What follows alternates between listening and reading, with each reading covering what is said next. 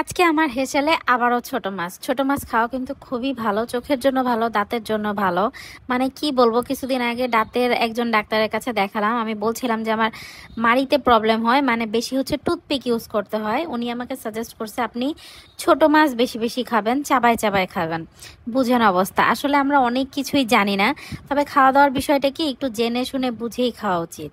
আর মানে বরাবরের মতোই আমার প্রিয় পাঙ্গাস মাছও আজকে আমার হেসারে চলে আসছে। আর এই পাশে আমার যেহেতু একটু ঠান্ডা লাগছিল, ইভেন ঠান্ডা না লাগলেও আমি একটু ট্রাই করি গরম পানিতে লেবু দিয়ে খাওয়ার। তো যেহেতু একটু গলা বসা বসা, তো একটু আদা দিয়ে খাবো আর কি। সো এই পাশে এই যে গরম পানি বসাই দিছি, এটার মধ্যে আদা এভাবে ছেঁচে নেবেন। ছেঁচে যদি আদা দিয়ে এইভাবে আপনারা গরম পানিতে জাল করে খান, এই কষটা কিন্তু খুবই ভালো গলার জন্য, প্লাস হচ্ছে আমাদের স্টমাকের জন্য। আমি যতটুকু জানি পেট অনেক পরিষ্কার হয়। আর এই যে দেখেন, যারা অনেকে পাঙ্গাস মাছ খেতে চান না, তাদেরকে আমি বলবো পাঙ্গাস মাছ রান্না করার নিয়ম আছে। দেখেন, প্রথমে তো ঘষে নিছে আমার বাসার খালা, উনি খুবই দারুণ করে ঘষে নেয়, যে তেল এবং মশলা ওই পাশে যে ডুবানো আছে। আপনার মাছটা কিন্তু উনি হচ্ছে সুন্দর করে ধুয়ে লবণ দিয়ে মাখায় কতক্ষণ রেখে দেয়, এবং আমার খেতে বিশ্বাস করেন একটুও প্যালপেলা ভাবটাও তো থাকে না, আর এত সুন্দর একটা টেস্ট আসে। আর পাঙ্গাস মাছ আমার এমনিও খুবই খুবই পছন্দ, সো এটাও হতে পারে যে আমি এটার প্রতি দুর্বল।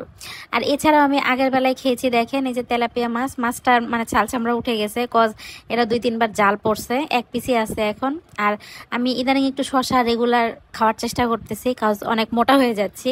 আর একটা জিনিস খেয়াল করে দেখবেন, যখন হচ্ছে আপনি মানে সালাদটা দিয়ে পেটটা একটু বেশি ভরবেন, তখন কিন্তু চাইলেও ভাতটা এত বেশি খাওয়া যাবে না। আর আমার মনে হয় এভাবে সালাদ আর সবজিটাই পেটে বেশি দেওয়া উচিত। এই যে এই পাশে দেখালাম ছোট মাছ কিন্তু এই যে আমাদের অলরেডি হচ্ছে বসানো ওই পাশে হয়ে গেছে। আর এখানে অলরেডি কড়াই দেওয়া হয়েছে হচ্ছে পাঙ্গাস মাছ বসানোর জন্য। পেঁয়াজে হচ্ছে তেল সুন্দর করে দিবে, তবে আমার খালাকে আমি দেখি মাঝে মাঝে পেঁয়াজ আগে দিয়ে তেল দেয়, বাট আমি রান্না করতে গেলে সবসময় তেলটাই কিন্তু আগে দিই, আমি যতটুকু জানি। বাট উনি এখানে সুন্দর করেই টেলে নিবে একদম ভালো মতো, মানে ভাজা ভাজা না হওয়া পর্যন্ত তো আসলে পেঁয়াজের কষ্ট ওভাবে বের হয় না। এই যে দেখেন, আর এদিকে হচ্ছে সব মশলা টশলা দিয়ে মশলা টশলা কষায়। ওই যে বললাম না, পাঙ্গাস মাছের একটা ব্যাপার থাকেই, সুন্দর সবকিছু কষায় নেবেন, দেখবেন কিছুই হবে না। মাছটা ধোয়া এবং রান্না করার প্রসেসের মধ্যেই কিছু পার্থক্য থাকে। আর ছোট মাছটা রান্না করা হবে হচ্ছে এই যে দেখেন, ছোট মাছটা এত সুন্দর লাগছে দেখতে, সব মশলা একসাথে মাখিয়ে তারপরে হচ্ছে একটুখানি পানি দিয়ে বসায় দেওয়া হয়েছে। আপনারা পানি ছাড়াও মানে বসায় দিতে পারেন, আমার আম্মাকে দেখতাম মাঝে মাঝে করতে এরকম। তো ওইটা আবার মাখা মাখা হয়তো, তো আমি যেহেতু একটু ঝোল ঝোল খাবো, সো এই জন্য একটু হালকা পানি দিয়ে উনি বসাইছে।